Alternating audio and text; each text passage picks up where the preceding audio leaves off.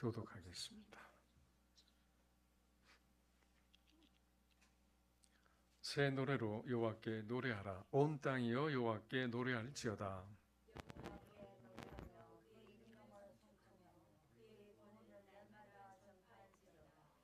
그의 영광을 백성들 가운데 그의 기이한 행적을 만민 가운데 선포할지어다.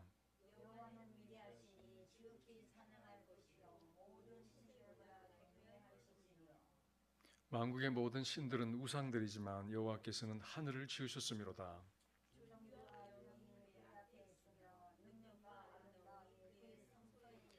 만국의 족속들아 영광과 권능을 여호와께 돌릴지어다. 여호와께 돌릴지어다.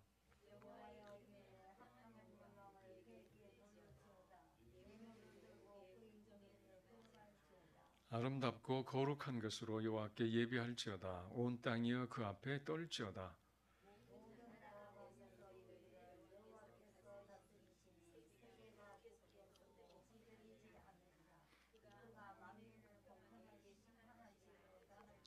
하늘은 기뻐하고 땅은 즐거워하며 바다와 거기에 충만한 것이 외치고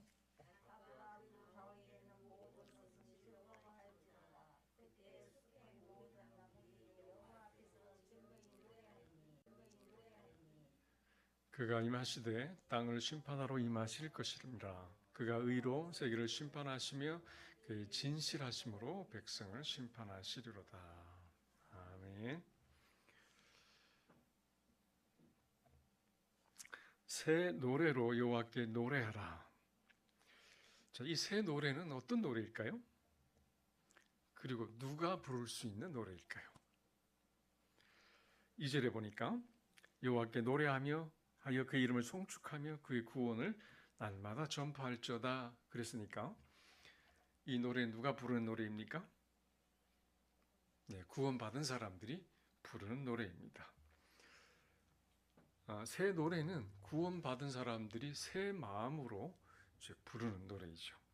매번 새롭게 만든 노래로 부르는 게 아니라 물론 가끔 노래도 바꿔줘야 되지만 변화된 마음으로 새 은혜 안에서 날마다 새로운 마음으로 하나님을 찬양하라는 것이죠. 구원의 은혜를 깨달은 사람들이 감격의 마음으로 날마다 구원의 은혜를 새롭게 함으로 이제 불러야 할 노래입니다. 그래서 이 노래를 부르는 사람들은 하나님이 어떤 분인지, 하나님이 어떤 일을 하셨는지, 또 어떤 일을 하고 있으신지를 아는 사람들이 이제 부르는 노래입니다.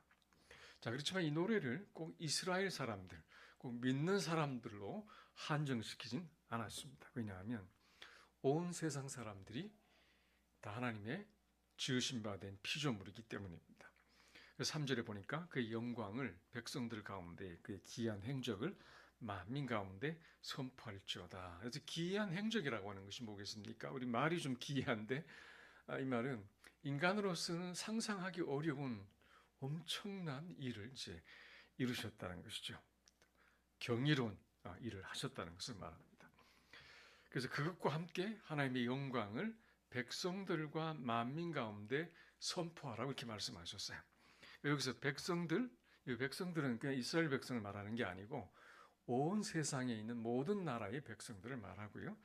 그 다음에 그것을 이제 이어서 반복해서 만민들이라고 표현을 하고 있습니다. 그러니까 이스라엘 넘어선 전 세계의 모든 백성들이 하나님을 향해 불러야 할 노래이고 돌려야 할 영광인 것을 이야기합니다.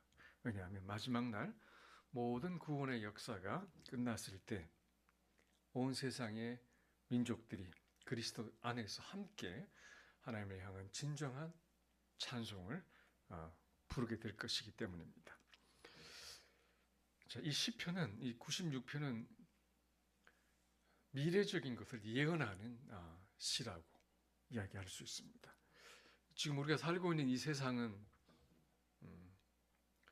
굉장히 혼란스럽고 고통도 있고 또 어려운 가운데 있습니다. 그렇지만 장차 이 땅 가운데 완전하게 이루어질 하나님의 나라를 바라보면서 우리에게 권면하는 예언적 시편인 것이죠.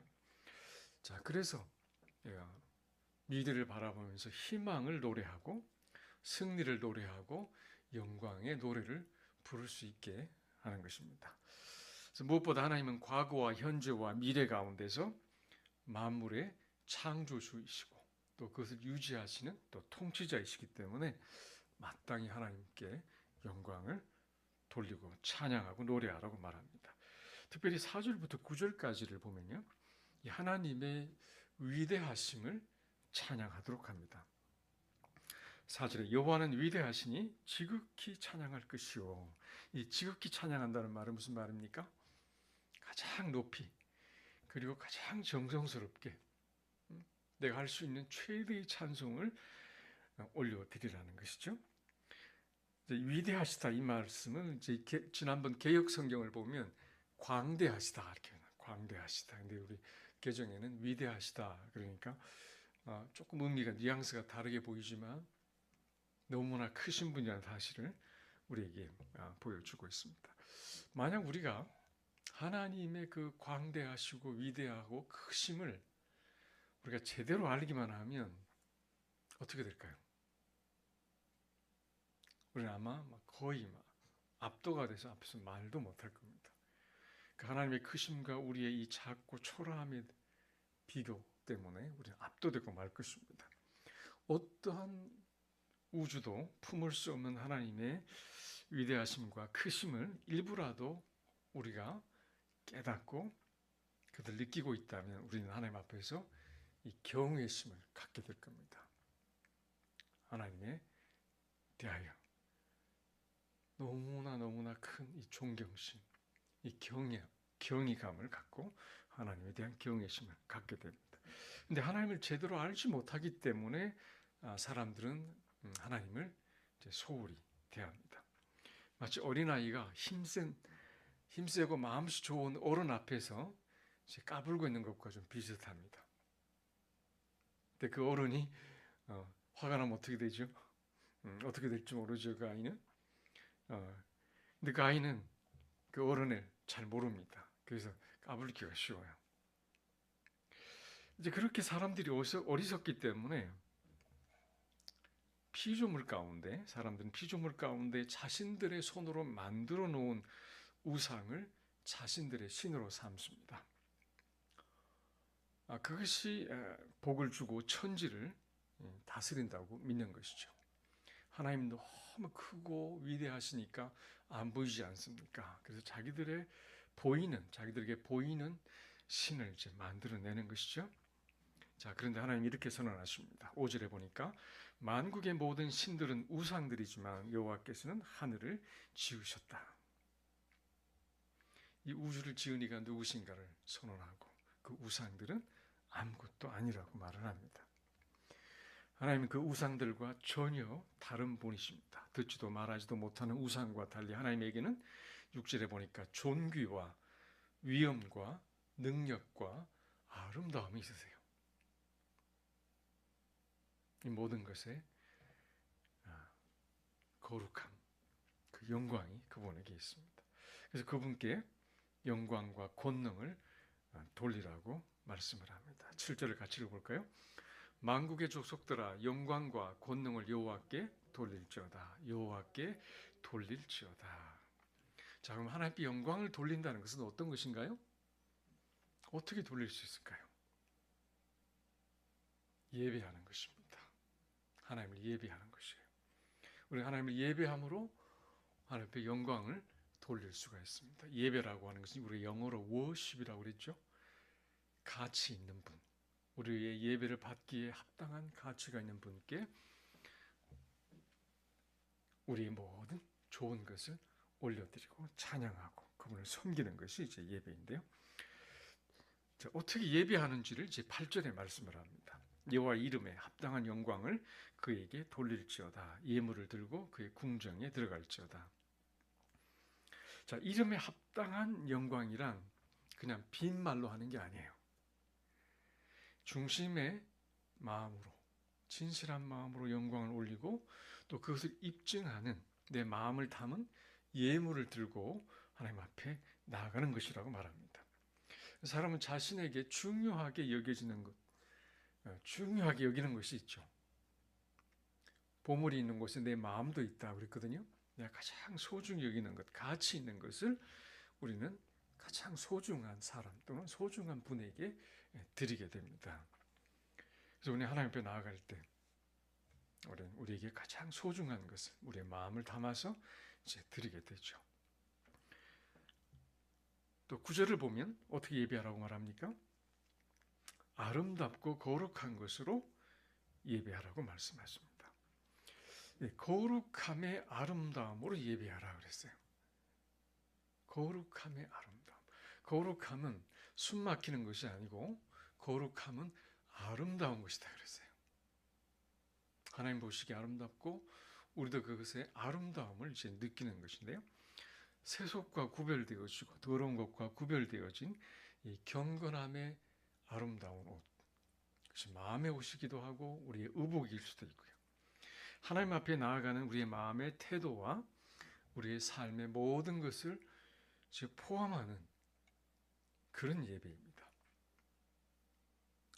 세상에 물들지 말고 어떻게 하라고 그랬죠? 마음을 새롭게 함으로 하나님의 기뻐하시고 선하신 뜻을 깨닫고 우리 몸을 하나님의 거룩한 산 제사로 드리라고 했기 때문에 우리의 드리는 이런 공예배와 또 우리의 삶이 하나님 앞에 예배로 드려지면서 하나님 앞에 이제 영광을 돌려야 하죠. 자, 근데 9절 마지막 절에 뜻밖의 구절이 등장합니다. 온 땅이여 그 앞에서 떨지어다 그랬어요. 왜 갑자기 두렵게 떨어야 할까요? 그 세상과 만민을 심판하실 하나님이 임하시기 때문입니다. 10절을 같이 읽어보겠습니다. 모든 나라 가운데서 이르기를 여호와께서 다스리시니 세계가 굳게 서고 흔들리지 않으리라. 그가 만민을 공평하게 심판하시리라 할지로다. 하나님께서 세상을 공의롭게 심판하시고 나면 더 이상 세상은 흔들리지 않을 것입니다. 세계가 굳게 서고 흔들리지 않으리라. 더 이상 혼란스럽지도 고통스럽지도 않을 겁니다. 불의가 정의를 이기고 악인이 의인을 지배하는 세상이 끝이 나는 것입니다. 하나님의 공의가 통치하시고 하나님의 사랑과 거룩함이 충만한 나라가 됩니다. 그러므로 그날 이후 세상의 모든 피조물들이 노래하고 즐거워하게 될 것입니다. 로마서 8장 21절을 보면 그 바라는 것은 피조물도 썩어짐의 종로로 단 데서 해방되어 하나님의 자녀들의 영광의 자유에 이르는 것이니라. 피조물이 다 이제까지 함께 탄식하며 함께 고통을 겪고 있는 것을 우리가 아느니라. 인간의 죄 때문에 이 온 땅이 저주를 받아 그 안에 있는 피조물들도 함께 고통을 받고 있었습니다. 근데 인류 역사를 마지막으로 종결하시는 날, 그날은 환희의 성가를 부르고 온 피조물들이 함께 기뻐한다는 것입니다. 11절에 같이 읽어보겠습니다. 하늘은 기뻐하고 땅은 즐거워하며 바다와 거기에 충만한 것이 외치고 밭과 그 가운데 있는 모든 것은 즐거워할지로다. 그때 숲의 모든 나무들이 여호와 앞에서 즐거이 노래하리니. 노래하는 입이 없는 피조물들도 하나님을 저렇게 즐겁게 노래할 때에 죄에서 해방되어 하나님의 자녀가 된 그리고 노래할 수 있는 입을 가진 성도들이 부르는 찬양은 얼마나 감동적일까요? 13절에 그가 임하시되 땅을 심판하러 임하실 것입니다. 그가 의로 세계를 심판하시며 그의 진실하심으로 세상을 심판하시리로다. 주님의 심판은 반드시 올 것이고 세상은 심판을 위하여 예비되고 있습니다. 하나님의 의롭고 진실하심으로 세상을 심판하신 후에 우리가 맞이하게 될 새로운 세상은 어떤 세상일까요? 하나님의 거룩하신 영광과 새롭게 된 피조물들의 기쁨과 새 노래의 찬양이 가득한 세상이 될 것입니다. 우리는 그날을 기다리고 그날을 소망하면서 이 어두운 세상을 살고 있습니다. 그러나 그날을 바라보며 오늘 우리와 함께 하시며 소망을 주시는 하나님을 신뢰하며 구원의 은총 안에서 새 마음으로 새 노래를 하나님께 기쁘게 올려드리는 삶을 누리시기를 바랍니다. 네, 기도하겠습니다. 하나님 아버지, 우리에게 허락하신 그 새 나라를 인하여 감사합니다. 주님이 오실 때에 이 어둠과 갈등과 모순과 죄의 더러움과 세상의 온갖 추한 것들을 씻어내시고 하나님의 거룩한 그 영광으로 이 나라를 바꾸실 것을 기대하고 감사합니다. 그날에 오기까지 우리가 더욱 경건하고 주 앞에 온전한 마음으로 서고 하나님을 예배하며 그 나라를 예비할 수 있도록 도와주옵소서. 날마다 우리 입술에서 하나님을 향한 기쁜 찬양이 있고 소망의 찬양이 있고 영광의 찬양이 끊이지 아니하도록 인도하여 주옵소서. 날마다 새 마음으로 새 은혜 안에서 부르는 이 찬송의 삶을 사는 복된 성도들이 되도록 인도하여 주옵소서. 감사드리며 예수님 이름으로 기도합니다. 아멘. 주님 같이 기도합니다. 하늘에 계신 우리 아버지, 아버지의 이름을 거룩하게 하시며 아버지의 나라가 오게 하시며 아버지의 뜻이 하늘에서와 같이 땅에서도 이루어지게 하소서. 오늘 우리에게 일용할 양식을 주시고 우리가 우리에게 잘못한 사람을 용서하여 준 것 같이 우리 죄를 용서하여 주시고 우리의 심에 빠지지 않게 하시고 악에 수고하소서. 나라와 권능과 영광이 영원히 아버지의 것입니다. 아멘. 네, 계속해서 개인과 가정과 교회와 나라를 위해서 기도하겠습니다.